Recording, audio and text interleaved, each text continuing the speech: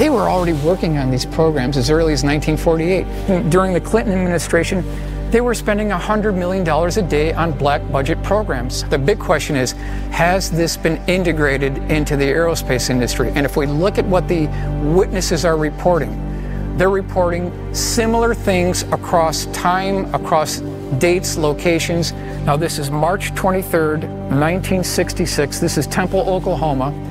Primary eyewitness name is Eddie Laxon. He was an electrical engineer. He was working at Sheppard Air Force Base, so he's commuting to work. It's about 5:06 in the morning, and I want to stress that this is not my case.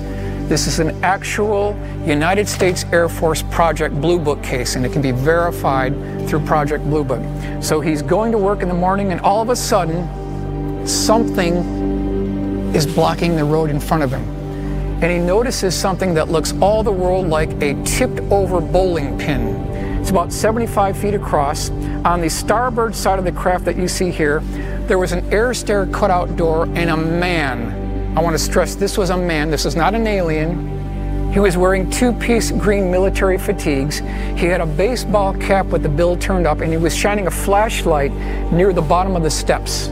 Above this air stair door, there was an interesting stinger or spire that tapered back and swept back to the end of the vehicle, and at the end of this spire, there was about an 8-inch diameter sphere. And that's interesting because I keep getting reports from the eyewitnesses of spheres and balls and protrusions and prongs sticking out of these UFOs. And if you look at what the eyewitnesses are describing to us, and you look and examine high voltage electrical equipment, it's a match. I believe I can make a case that the components that people are seeing on these UFOs are off-the-shelf high voltage electrical components. When this gentleman, who was this military green fatigue gentleman, when he noticed that he was being watched by Eddie Laxon, he scurried up this ladder, he slammed this door shut, and then there was a high-pitched drilling noise. This craft levitated off the ground and then took off like a spark on a grinding wheel and made no sonic boom whatsoever. This is back in 1966. Rockets are obsolete. Solid rockets are obsolete. Jets are obsolete.